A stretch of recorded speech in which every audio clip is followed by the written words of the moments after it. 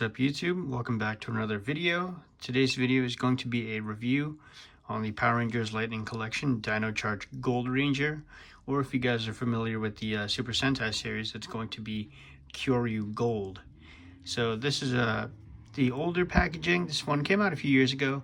I actually backtracked and got this one, so this is why I'm reviewing it for you guys today. But this is the older style packaging, which has the clear display window. You see the sword, the alternate head, and the lightning effect, along with some alternate hands.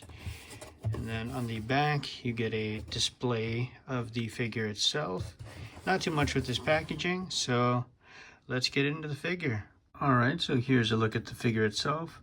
So as you can see, it looks really nice. You have the different variations of the gold and then the kind of brown on the suit, on the arms.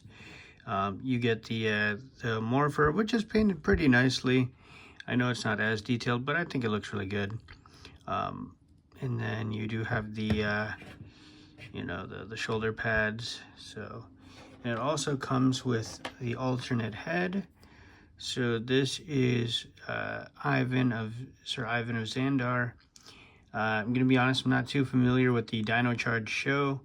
I've only watched maybe a few episodes, but I've finished Kyoryu, so this is the American one. So this is going to be the American counterpart of Uchi.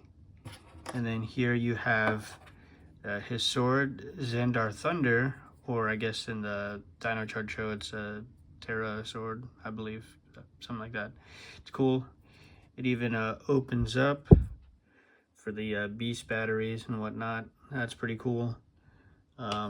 You get the lightning effect, which I really like because that is actually the power set of this character, the lightning. So I think that works really well. And then you do get some alternative hands. So you get a alternative right fisted hand and then a left karate chop type hand. So let's get into the articulation.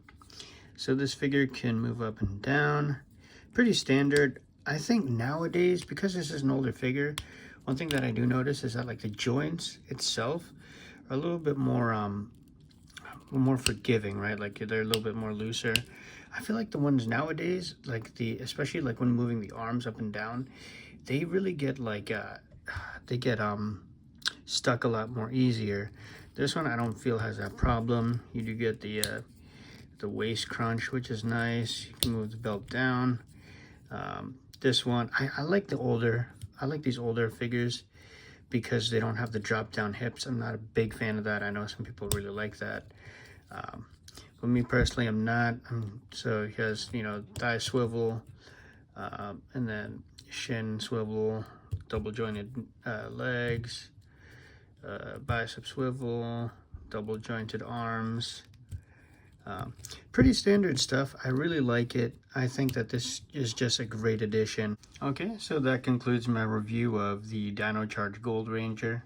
All in all, I'm a big fan of the character. I like Kyoryu. It's one of my favorite Sentai series. But I do have some gripes with this figure.